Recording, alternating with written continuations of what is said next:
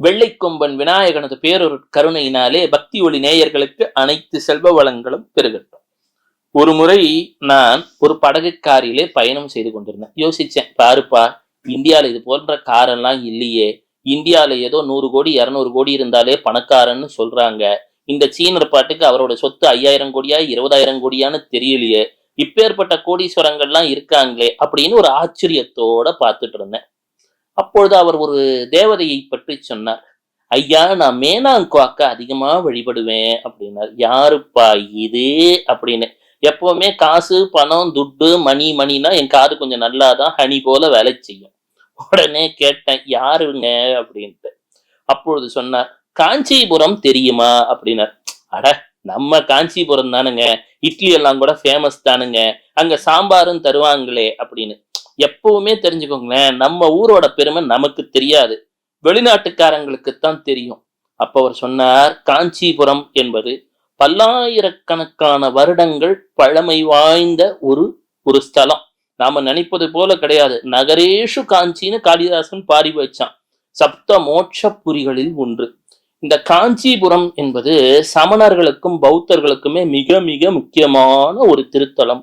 ஒரு பழமையான ஒரு பெரும் வரலாற்றை உடையது. உடனே அவர் சொல்றாரு, ஐயா, காஞ்சிபுரத்திலே சுபவதி என்ற ஒரு குழந்தை இருந்தது. அவர்களுக்கு பெற்றோர்கள் ஏதோ ஒரு வியாபாரத்தை செஞ்சிட்டு இருந்தாங்க. இது 4000 5000 வருஷம் முன்னாடி இருந்தாலும் சரி, இப்ப இருந்தாலும் சரி, எல்லாருக்குமே வயசானா பொண்ணுக்கு எப்படிப்பா கல்யாணம் பண்ணி கொடுப்போம்? பையனுக்கு நல்ல வேலை கிடைச்சிருமா? ரிட்டையர்மெண்ட்டுக்கு நம்ம கிட்ட ஏதான பிளான் இருக்கா? இதெல்லாம் இப்போன்னு இல்லைங்க, 4000 5000 வருஷம் முன்னாடி இந்த கவலை இருந்திருக்கிறது. அப்பொழுது சுபவதியின் பெற்றோர்கள் தினமும் தானம் தர்மம் செய்பவர்கள். அந்த குழந்தை சுபவதியிடம் வரவங்களெல்லாம் மதிக்கணும், எல்லாரையும் வான்னு வரவழைச்சு சோறு போடணும். நீங்க கிராமங்கள்ல பழைய வீடுகளுக்கு எல்லாம் போய் பாத்தீங்கன்னா தெரியும், திண்ணை அப்படின்னு ஒண்ணு இருக்கும்.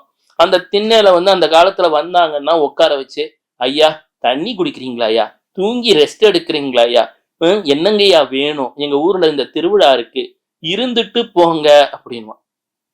இப்பெல்லாம் ஏன்யா வந்த, சொந்தக்காரனை பார்த்தால கிளம்பு அப்படின்ற அளவுக்கு ஆயிடுச்சு. ஆனா அந்த காலம் இல்லையா, 3000 4000 வருஷம் முன்னாடி திண்ணையும் இருந்திருக்குது, வீடும் இருந்திருக்கு.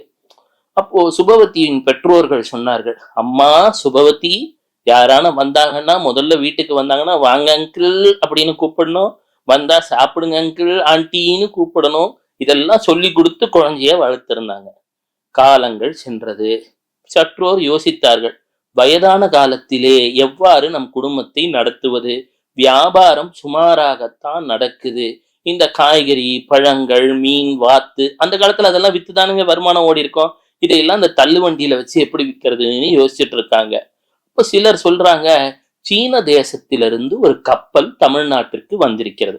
ஆமாங்க, அந்த காலத்திலே சீனா, நம்ம தமிழர்கள் எல்லா இடத்திற்கும் உலகம் முழுவதும் கடல் வணிகம் செய்தவர்கள் தான். அந்த கப்பலிலே 2 துறவிகள் வந்திருக்கிறார்கள். அவர்கள் பௌத்த துறவிகள். இந்த குழந்தை என்ன பண்ணுது, தினமும் அவர்களுக்கு அங்கிள் சாப்பிட்டீங்களா அங்கிள், எங்க வீட்டுல பழம் இருக்கு அங்கிள், காய்கறி இருக்குன்னு கொடுத்திருக்கு. அவர்கள் இந்த குழந்தையை ஆசீர்வாதம் செய்கிறார்கள். ஒரு நல்ல குணம் இருக்கு இல்லைங்களா, லக்ஷ்மிகரம் என்றால் என்ன அப்படின்னு சொன்னா, ஒண்ணு வாழ்க்கையில இலக்கு இருக்கணும், முகத்தில ஒரு புன்சிரிப்பு இருக்கணும், நல்ல மனங்கள் நல்ல எண்ணங்கள் இருந்தாலே அந்த இடத்திடம் லட்சுமிகரம் வந்துவிடும்.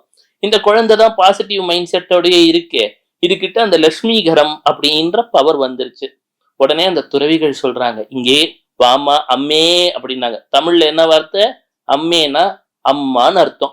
அப்போ மே, அது என்னாச்சு, சீன மொழிக்கு போகும்போது மேவாயிருச்சு. நாங்குன்னா நங்கைன்னு அர்த்தம், அதுவும் தமிழ் வார்த்தை தான். அதே போல வான்னு ஒரு வார்த்தை சொல்றான் இல்லைங்களா, ஆமாங்க வாங்க சாப்பிடுங்க, குழந்தைகள் சொல்லுது இல்லைங்களா ஒரு மழலை சொல்ல. அப்போ மே நாங் குவாக் அப்படின்னா என்ன, அம்மா அம்மே நங்கை வா. இந்த மேனாங்குவாக்கு என்னன்னா, செய்யக்கூடிய தான தர்மம், அந்த நல்ல மனசு இருக்கு இல்லைங்களா, அதுகிட்ட ஒரு பவர் வந்துருது. அந்த 2 துறவிகளும் சொல்றாங்க, இந்த குழந்தை மிகவும் லட்சுமிகரமானது, இந்த குழந்தையின் அருள் ஆசிகள் பெற்றதுனாலே வியாபாரம் செழிக்கப் போகிறது, உலகெங்கும் இந்த தாயை பாராட்டப் போகிறார்கள் என்றெல்லாம் வரம் தந்து விடுகிறார்கள். எப்பவுமே பெரியவங்க ஒரு வார்த்தை ஆசீர்வாதம் பண்ணிட்டாங்கன்னு வச்சுக்கோங்க, மனசு நிறைஞ்சு, அது என்னைக்குமே பலிக்குங்க. அதனாலதான் வயசானவங்களை என்னைக்குமே நாம நல்லதே பேசணும், வயசானவங்களை மதிக்கணும், அவர்களை வேண்டி வணங்கணும். இந்த குழந்தை அப்படியே ஒரு ஆசீர்வாதத்தை வாங்கிருச்சு. அப்போ இப்பவுமே நீங்க வட இந்தியர்களை பாத்தீங்கன்னா ஒரு கல்யாணத்துக்கு போனா டபக்குன்னு அவங்க காலில் விழுந்து வணங்கிக்குவாங்க. வயசானவங்க ஆசீர்வாதம் அவ்வளவு பவர் வாங்கிருச்சுங்க. இந்த குழந்தை தள்ளு வண்டியிலே கடைகளிலே அவங்க அப்பா அம்மா கூட்டிட்டு போவாங்க. இப்பவும் கூட்டிட்டு போறாங்க இல்லைங்களா ஷாப்பிங்க்கு. அது போல வியாபாரம் பெருக துவங்குகிறது. வியாபாரம் பெருக பெருக இவர்கள் செய்யும் தர்மமும் பெருகுகிறது.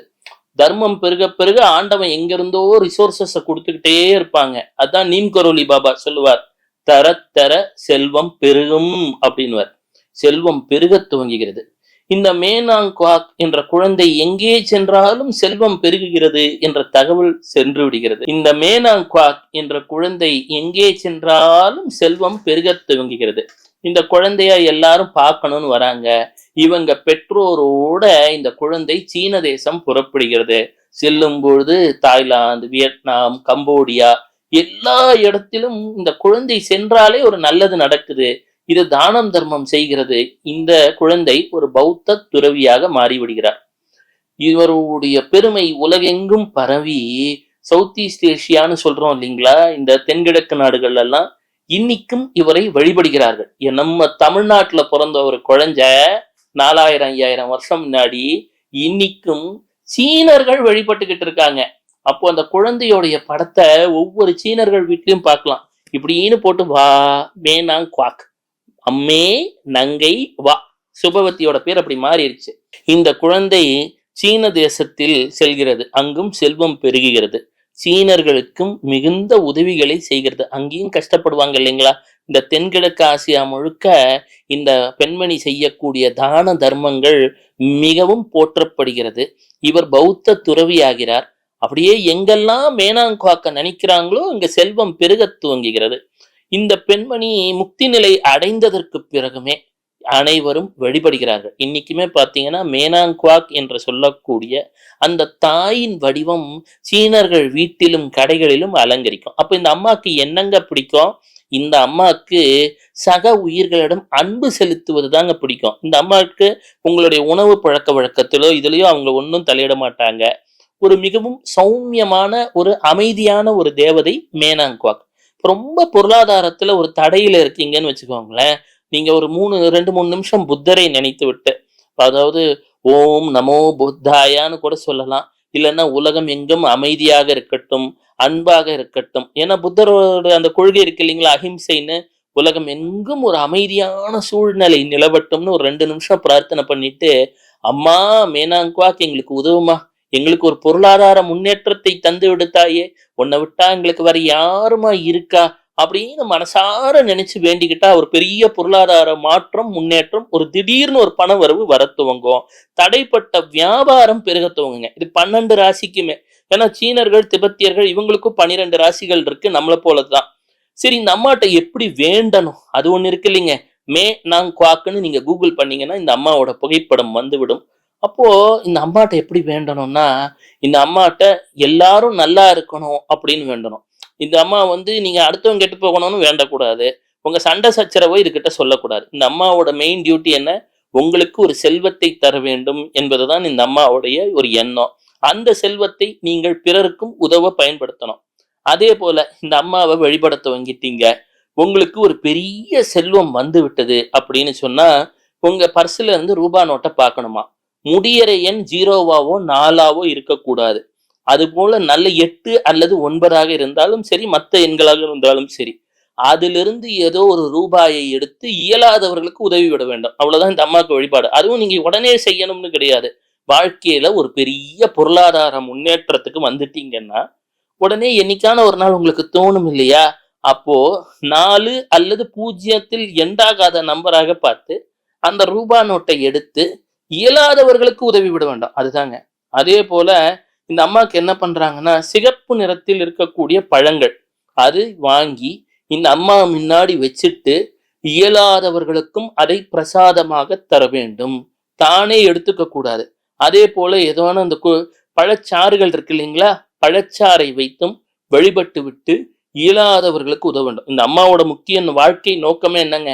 மற்றவங்களுக்கு அன்னதானம் செய்ய வேண்டும், மற்றவர்களுக்கு உதவ வேண்டும். உதவினால் உங்கள் செல்வம் பெருகும். இதுதான் இந்த அம்மா சொன்ன கருத்து. எனவே இப்ப இந்த நிகழ்ச்சியை கேட்டுட்டு இருக்கீங்கன்னாலே உங்களுக்கும் இந்த அம்மாக்கும் ஏதோ ஒரு தொடர்பு இருக்கும். யோசிச்சு பாருங்களேன். ஏதோ ஒரு தொடர்பு இல்லைன்னா இன்னைக்கு அந்த அம்மா மேனாங்குவாக்க பத்தி நீங்க கேட்க போறீங்களா? இந்த சக்தியின் வடிவம் இன்னைக்கு உங்களுக்கு உதவணும் அப்படின்னு முடிவு பண்ணிட்டா. அதனாலதான் அந்த பராசக்தியின் பெயரை கேட்டுக்கொண்டிருக்கிறீர்கள்.